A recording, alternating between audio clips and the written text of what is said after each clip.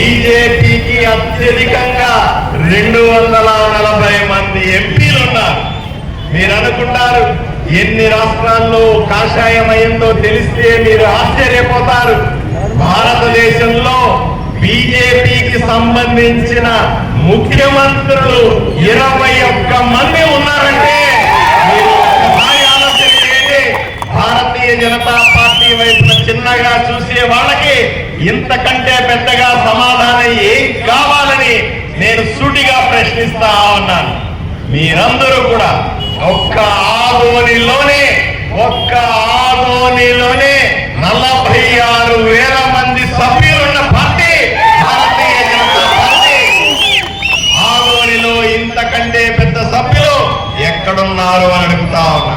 రాజకీయ చైతన్యంతో భారతీయ జనతా పార్టీలో చేరిన ఆకాంక్షలను ఒక్కసారి మీరు ఆలోచన చేయండి.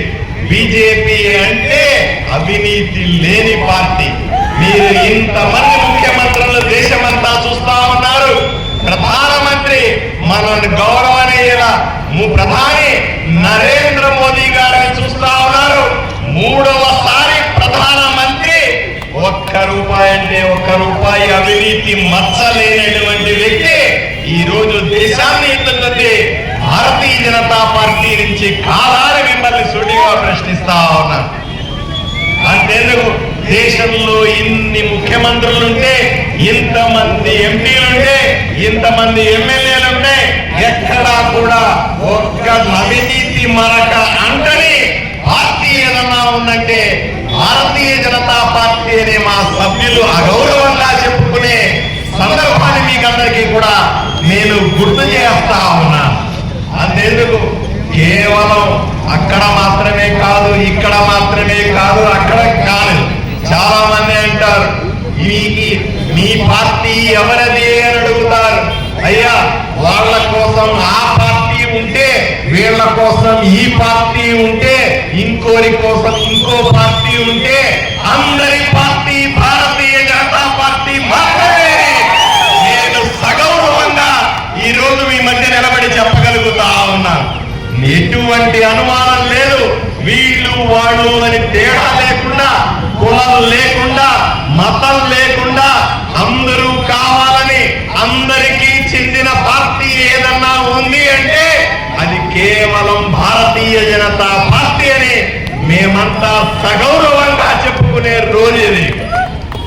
కులాలు కాదు, మతాలు కాదు, ఇంకొకటి కాదు, ఇంకొక రకంగా ఆలోచన చేసే పరిస్థితి లేదు, అవినీతి లేదు.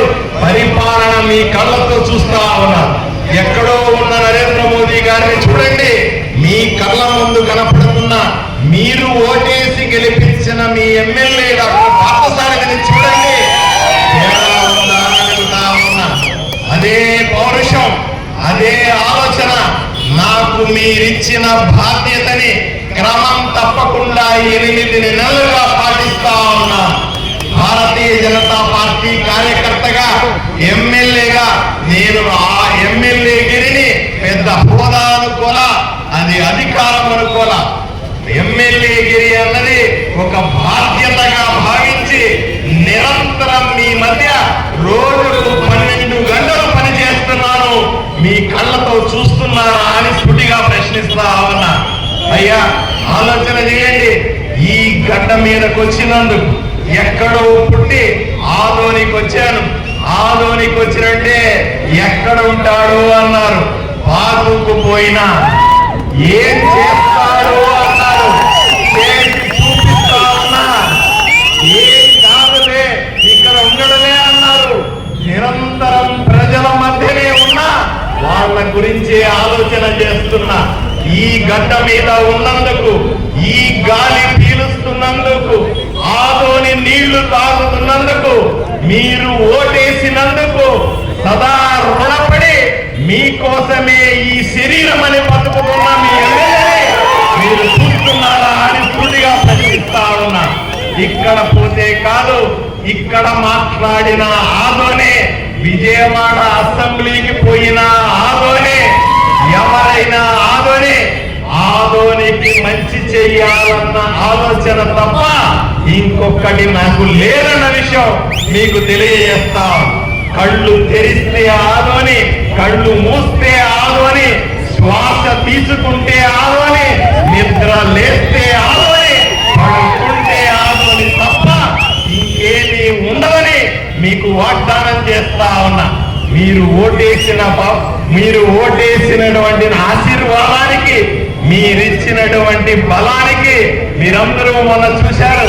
అసెంబ్లీలో ముఖ్యమంత్రి చూడంగా, అసెంబ్లీలో ఉప ముఖ్యమంత్రి చూడంగా, అసెంబ్లీలో 175 మంది ఎమ్మెల్యేలు చూడంగా, ఆదోని కష్టాలని, ఆదోని విషయాలని ధైర్యంగా గుండె నిబ్బరంతో మీ వైపు నుంచి పోట్లాడినా లేదా ఉన్నా.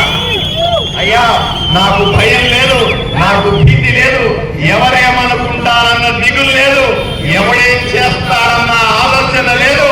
ఓటేసి ఆశీర్వదించినందుకు మీ వైపు నుంచి పోట్లాడటం తప్ప, ఆదోని గురించి ఆలోచించడం తప్ప, ఆదోనిని అభివృద్ధి చేయడం తప్ప, మళ్ళీ మీ ఆశీర్వాదం పొందడం తప్ప ఇంకేమీ ఉండదని సభాపక్షిగా మీకు అందరికీ నేను తెలియజేస్తా ఉన్నా. చాలా మంది చెప్తారు, అయ్యా డబ్బులు రాలేదు, అది రాలేదు, అభివృద్ధి చెందలేదు, ఇంకొకటి చేయలేదు అంటా ఉన్నారు. అయ్యా, 8 నెలల పాటు నేను 190 అభ్యర్థనలు, 190 పేపర్లు మంత్రులకి, ముఖ్యమంత్రికి, ఆఫీసర్లకు ఇచ్చున్నాను. పని చేయడం మొదలు పెట్టాలి, డబ్బులు రావాలి, రాష్ట్రం నుంచి కేంద్రం నుంచి డబ్బులు తీసుకొచ్చే పని మొదలవ్వాలి. అయిన వెంటనే ఇప్పుడు జరుగుతున్న అభివృద్ధి కాదు, రాబోయే రోజుల్లో మరింత అభివృద్ధి చేసి చూపిస్తానని మీకు వాగ్దానం చేస్తా ఉన్నా.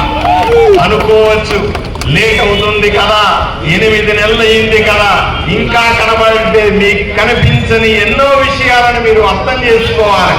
నేను ఎమ్మెల్యే అయిన వెంటనే రామ్ జలా ప్రాజెక్ట్ లో ఉన్న నీళ్లన్నీ శుద్ధి చేసి పూర్తి స్థాయిలో నీళ్లు నింపి, మీరు ఆదోని నియోజకవర్గం అంతా చూడండి, 18 చెరువుల్లో నీళ్లు నింపి ఈ రోజు వేసవికి నీళ్లు లేకుండా చేసే ప్రయత్నం చేశాం. అంతెందుకు, ఈ రాష్ట్రంలో మళ్ళీ చెప్తా ఉన్నాను, ప్రతి గ్రామంలో ఒక రోడ్డు, ప్రతి గ్రామం నుంచి మండలానికి వచ్చే ఒక్క రోడ్డు, ప్రతి గ్రామంలో 43 రోడ్లు 8 నెలల్లో పూర్తి చేశాం. మరిన్ని రోడ్లు వేస్తా ఉన్నాం.